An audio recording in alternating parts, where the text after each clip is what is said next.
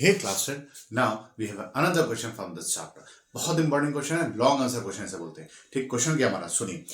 If the midpoint of the line segment, if the midpoint of the line segment joining the points A 3,4 and B K, 6 is point X, Y and X plus Y minus 10 is equal to 0, find the value of K. Okay, now let's start the question. First of all, दिया क्या है हमारे पास mid points, दो coordinates है. We have two coordinates A and B. अब A के coordinates दिए गए हैं, मिड पॉइंट मतलब बीच का point, this is a P point, this is X, Y. Okay children, अब A जो कोऑर्डिनेट्स दिया गया है वो हमारा है 3,4 एंड B जो कोऑर्डिनेट्स दिया गया है वो हमारा K, 6. अब इसकी एक इक्वेशन दी गई है, इक्वेशन है हमारी x plus y minus 10 is equal to 0. अब हमें फाइंड क्या करना है, फाइंड हमें k करना है. ठीक है, तो सबसे पहले ये पॉइंट्स हमें दिए गए, तो मिड पॉइंट दिया गया, तो भैया मिड पॉइंट दिया तो मिड पॉइंट का फॉर्मूला लगेगा. आपको याद होगा मिड पॉइंट का formula. Mid point p point है x, y and for x x1 plus x2 upon 2, for y y1 plus y2 upon 2. Clear. अब हम वैल्यूज को पुट करेंगे यहां पे.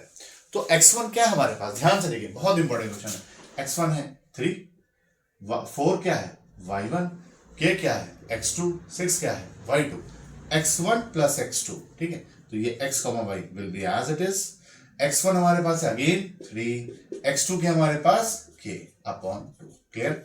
y1 हमारे पास 4, y2 क्या हमारे पास 6 अपॉन 2. तो हमें क्या मिला, x, y k plus 3 upon 2, 6 4 10 upon 2 which is 5. मतलब x की वैल्यू हमारे पास k प्लस 3/2 है और ये y की वैल्यू हमारे पास 5 है.